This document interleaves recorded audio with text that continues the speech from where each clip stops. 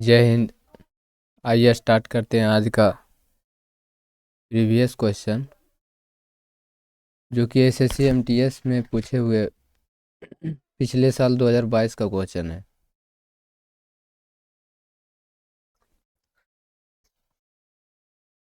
चलिए स्टार्ट करते हैं। एक एक पॉइंट को नोट करते जाना है, जो जो लिखाएंगे वो सभी को नोट करते जाना है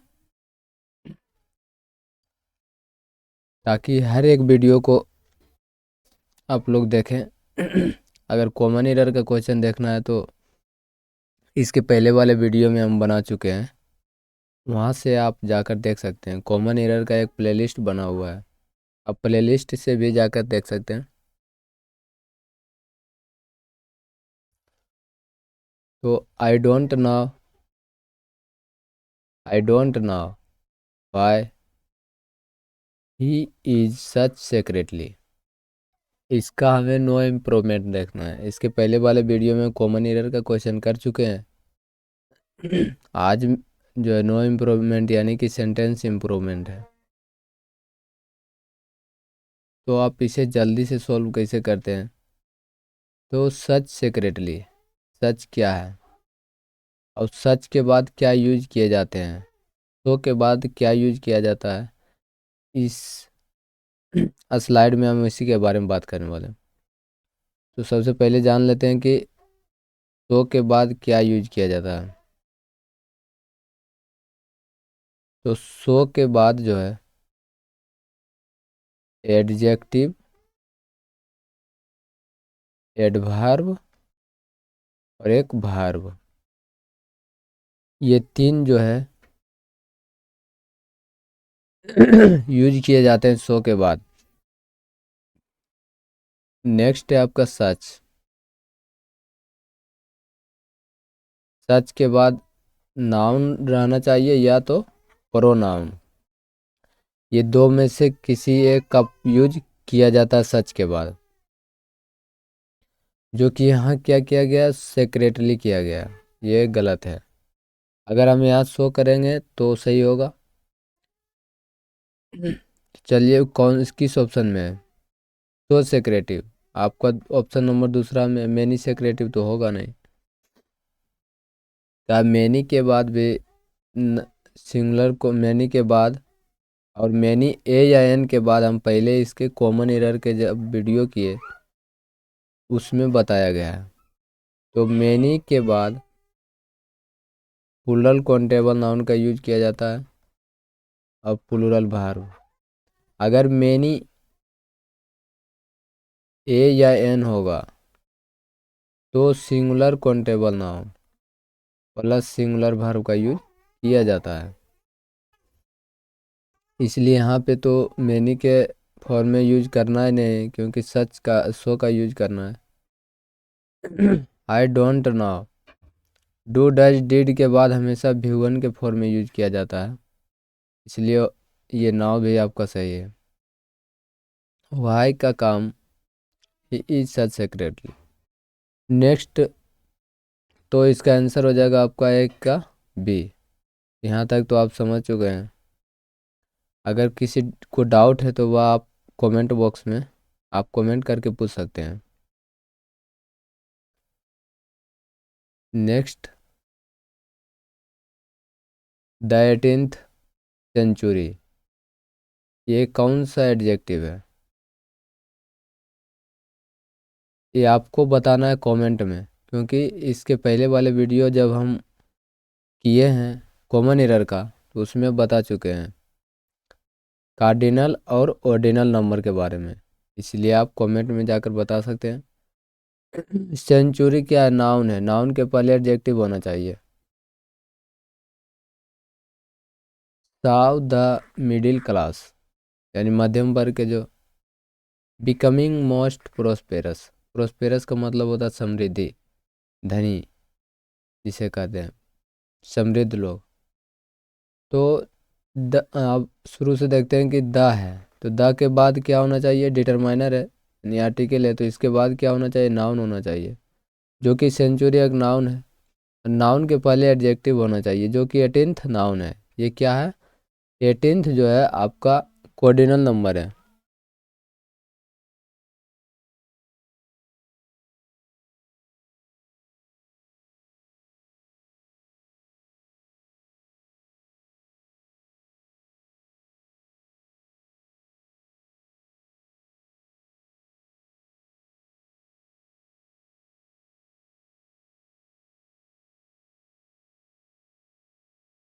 बिकमिंग मोस्ट प्रोस्पेरस, 18th क्या है आपका ऑर्डिनल नंबर, जिसके पहले आर्टिकल द का यूज किया जाता है, इसलिए यहाँ पे ये सही है। साव द, हम आज जानेंगे साव के बारे में डिटेल से, क्योंकि साव एक इम्पोर्टेंट वर्ड है, इसके अनेक वर्ड होते हैं अनेक वर्ड ने इसके साथ जो है और कई वर्ड हैं जिसके साथ हमें क्या यूज करते हैं वो हमें इस वीडियो में देखेंगे। तो इसके साथ जो है होता है पहले लेट, साव के जगह पर कोई दूसरा वर्ड यूज किया जाता है तो लेट होता है, एक बीड होता है, एक बिहोल्ड होता है। Let bid behold, watch, sorry,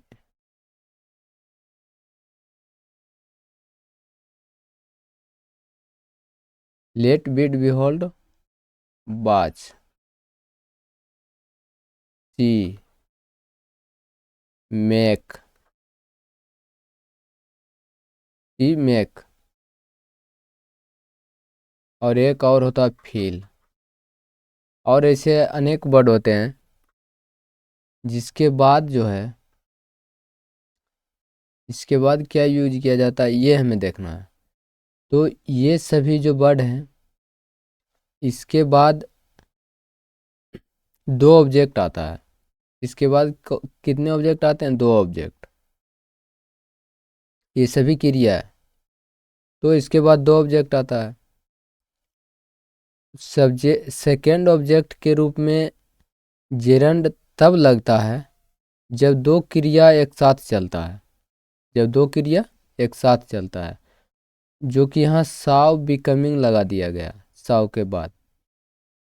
gerund तब लगता है जब दो क्रिया एक साथ चलती है तब। और अगर हम इन्फिनेटिव लगाते हैं यहाँ पे तो ये सभी क्रिया के बाद प्रथम ऑब्जेक्ट नाउन या प्रोनाउन और दूसरा ऑब्जेक्ट वेयर इन्फिनेटिव होना चाहिए। दूसरा ऑब्जेक्ट वेयर इन्फिनेटिव, प्रथम ऑब्जेक्ट क्या, नाउन या प्रोनाउन, दूसरा ऑब्जेक्ट वेयर इन्फिनेटिव, जो कि हमें वेयर इन्फिनेटिव कौन सा ऑप्शन में है, ऑप्शन नंबर ए में है दो के ऑप्शन नंबर ए। जिरन का यूज तब किया जाता है जब दो क्रिया साथ चलता है तो सेकेंड ऑब्जेक्ट के रूप में जिरन का यूज किया जाता है।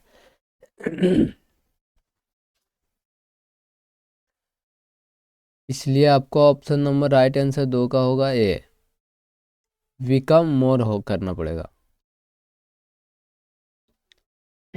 और मोस्ट जो है एक सुपरलेटिव एडजेक्टिव है, इसके पहले आर्टिकल द का यूज किया जाता है, वो भी नहीं है। नेक्स्ट वर्ड क्या होगा आपका, नेक्स्ट क्वेश्चन है 3 number.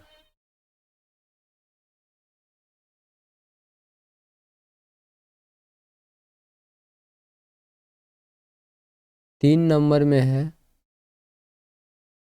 I am trying to finding an investor from abroad. ये तो पढ़ते हुए आप सभी को पता चल गया होगा कि एरर इसमें कहाँ पर है।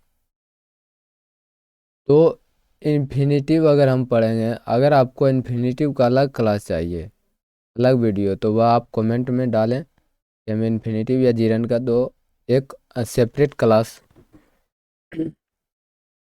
चाहिए। ऐसे तो हम लेकर आएंगे एक आध दिन इन्फिनेटिव के, ऐसे हम कॉमन एरर या तो फिर सेंटेंस इम्प्रूवमेंट में हम बताते चले जाएंगे। तो इन्फिनेटिव होता है टू प्लस V1, जीरन होता है V4।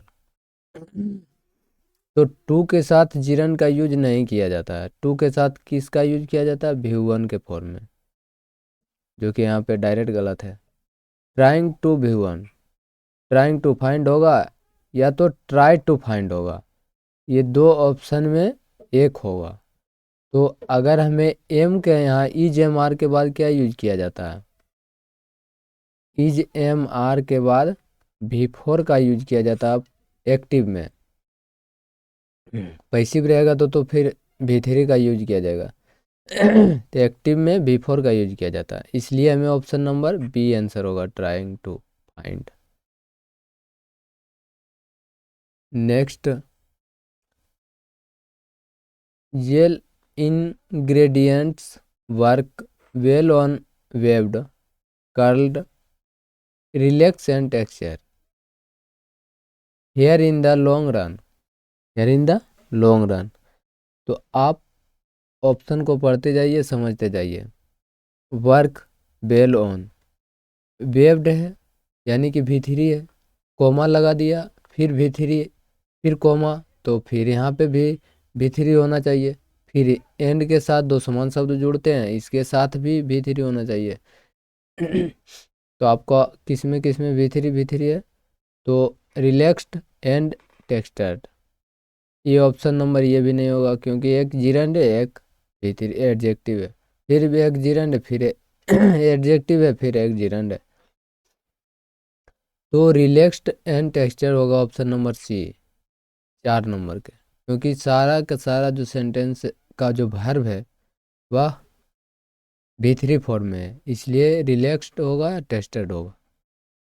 Next, his mouth left open as he realise the truth, as he realise the truth.